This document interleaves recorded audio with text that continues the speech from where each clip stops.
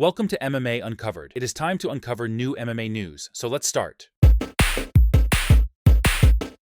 Of thing to be grateful about, but in your heart you feel like you're broke, you have nothing. Nothing is worth it. I mean, I always love life and know that I have everything of society, but at least for once, I'm like, at least whenever I die, I'm gonna go see my kid. I'm gonna see him. Wow. I'm not afraid of it. I still want to live, but at least whenever, you get to that point to think like that. So somewhere you're looking forward for whenever that happens.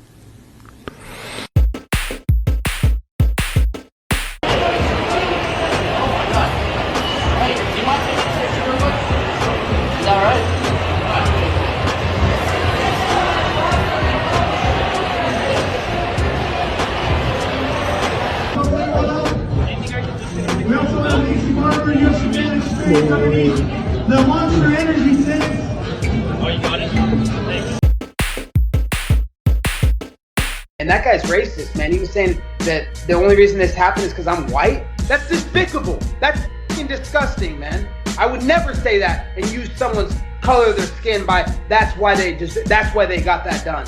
Disgusting, man. He should be literally fined and kicked out of the UFC.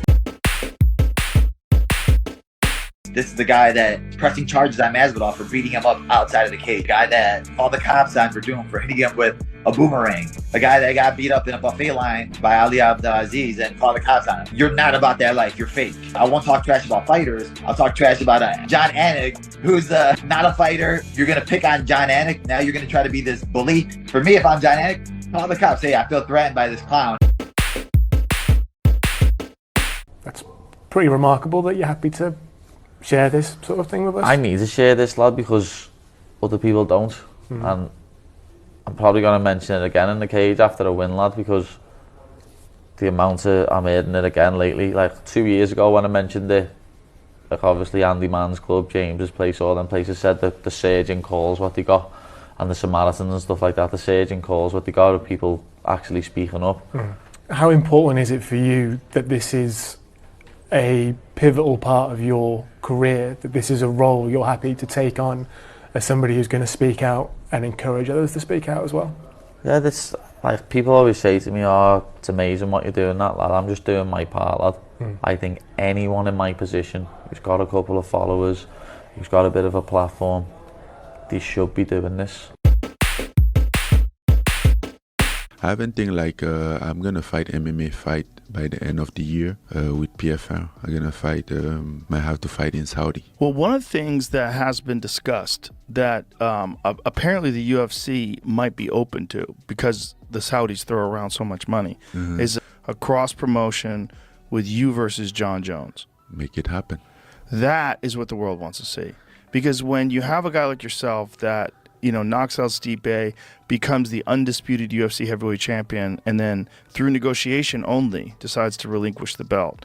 Everybody, even though Jon Jones is the champion now, everybody's like, yeah, but you didn't win the title against the champion. And you were the most compelling fight in the heavyweight division for sure for Jon Jones. I will be fighting by the end of the year, and then do you know who you're fighting? I think Renan Ferreira is the guy. Yeah. That's the guy that knocked out Ryan Bader. Yeah. He's dangerous. Dangerous. He's legit. And let's assume you get past that. Will you then decide whether or not you're going to fight MMA next or boxing next? Or because one of the things about the PFL is there's not a lot of very compelling challenges for you there.